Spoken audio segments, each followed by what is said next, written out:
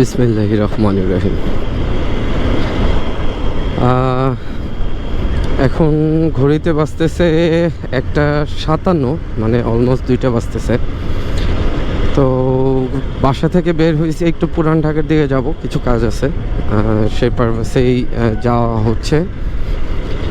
তো আজকে আসলে ভিডিওতে আসার অনেকগুলো রিজন আছে। এর ভিতরে একটা সবথেকে বড় রিজন হচ্ছে আজকের ওয়েদারটা খুব জোস। আর এক কথায় জোস জোস অ্যান্ড জোস। মেঘলা মেঘলা হয়ে আছে, পুরো অন্ধকার অন্ধকার একটা ভাইব। এর ভিতরে মনে করেন বাইক চালাতে খুবই ভালো লাগতেছে। তো ভাবলাম কেননা আপনাদের সাথে একটু শেয়ার করি। আর সেকেন্ড যে বিষয়টা নিয়ে কথা বলবো সেটা হচ্ছে সামনে কোরবানির ঈদ, আর 2 দিন পরে কোরবানির ঈদ। সো ম্যাক্সিমাম মানুষ, অনেক মানুষ যারা ঢাকা ছেড়ে দেশের বাড়িতে যাবেন ঈদ করার জন্য, এবং এই ঈদটা অনেক একটু বড় একটা লং টাইম ছুটি, আসলে সেই বিষয় নিয়ে কথা বলবো। Hey everyone, you are watching Bura Rider and this is my new video and সবাইকে welcome to my new video.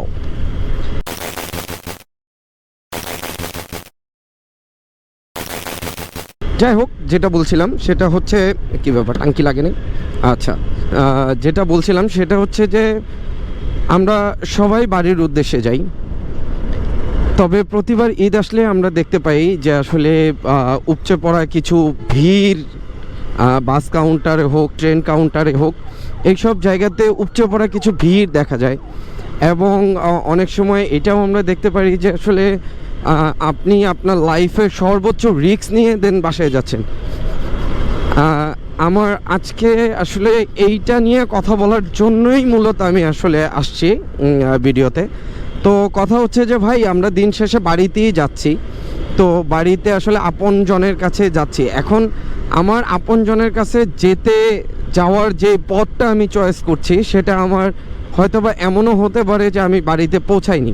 আমি যাদেরকে নিয়ে ঈদ করব, আমি চলে গেলাম, বাট তাদের ঈদটা কিন্তু আর হচ্ছে না, কারণ আপনি তাদের খুব প্রিয় একজন মানুষ ছিলেন।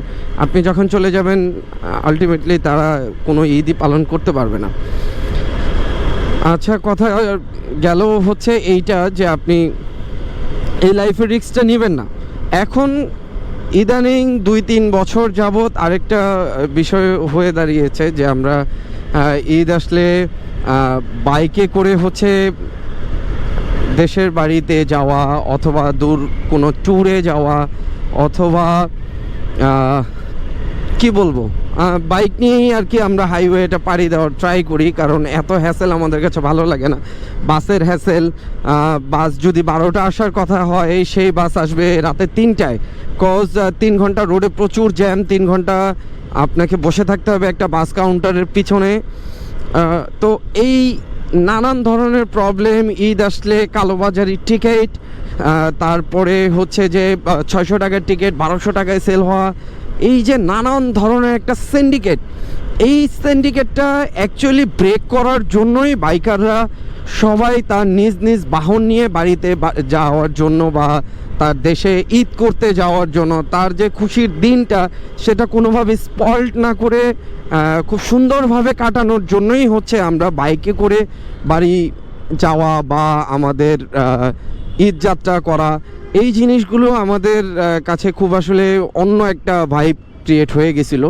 রিসেন্টলি 2 বছর আগেও হঠাৎ করে সরকারের এমন লাগাম টানা একটা বিধি নিষেধ বাইকারদের উপরে জুড়ে দেওয়াটা, আসলে এই বিষয়টা এইবার মাথায় নিয়ে সবাই দয়া করে বাড়ির উদ্দেশ্যে রওনা দিবেন। যারা যারা বাইকে রওনা দিবেন তারা অবশ্যই এই জিনিসটা মাথায় রাখবেন, 100% মাথায় রাখা আপনাদের উচিত যে আমি যে হাইওয়েটা পাড়ি দিব, সেই হাইওয়েতে আমার গতিসীমা অনলি মাত্র 50 কিলোমিটার বেগ। সো 50 কিলোমিটার বেগ মানে হচ্ছে বাসের যে সামান্য বাতাসের চাপ, সেটাও 50 কিলোমিটার বেগের থেকে একটু বেশি থাকে। সো আমরা যারা 2 চাকা যানে করে হাইওয়ে পাড়ি দেই, তারা সচরাচর আমরা বাইক বলেন, বড় ট্রাক বলেন, লরি বলেন, এই জিনিসগুলোকে আমরা যখন ওভারটেক করি আমরা একটু ইনশিওর হই যে আমার বাইকের স্পিডটা 80 অথবা 90-এর প্লাস আছে। কজ এই স্পিডটা যদি না থাকে তাহলে আমি তাদেরকে ওভারটেক করতে পারবো না, বা তাদের যে বাতাসটা আমরা পাশে থেকে পাই, হ্যাঁ, এই বাতাসটা কেটে বের হওয়াটা একটা হচ্ছে ইম্পর্টেন্ট বিষয়। তো এই জিনিসগুলো আপনারা একটু এবার মাথায় রাখবেন, কারণ আমার কাছে মনে হচ্ছে যে আসলে এইটা একটা সিন্ডিকেট, যে বাইকের এই বিষয়গুলোকে ভাঙানোর চেষ্টা বা এগুলোকে নতুন করে ওনাদের হাতে নেওয়ার একটা চেষ্টাকেই হচ্ছে এই সিদ্ধান্তগুলো আসা। তো আমি আপনাদের কাছে রিকোয়েস্ট রাখবো যে আপনারা সুস্থভাবে বাড়ি যাওয়া বা হাইওয়ে পাড়ি দেওয়া, এই জিনিসগুলো সুস্থভাবে আপনারা যান এবং সুস্থভাবে ভাই আমাদের কাছে আবার আপনারা ব্যাক করে চলে আসেন। আমার আজকের ভিডিও করার একমাত্র রিজনই হচ্ছে এই বাইকার ভাই ও বোনদের জন্য বলছি, আপনারা 100% সতর্কভাবে হাইওয়ে পাড়ি দিবেন এইবার, অন্তত এই ঈদে। এই ঈদটা একটু ভেজাল মনে হচ্ছে আমার বাইকারদের জন্য। সো বি কেয়ারফুল অ্যান্ড আর কি বলবো, সবাইকে ঈদ মোবারক, এবং সবাই অনেক খুশিতে ঈদ করবেন। আপনাদের যাত্রা শুভ হোক, সবার ঈদ সুন্দর হোক, সাথে থাকবেন সবসময়। জাস্ট কুল।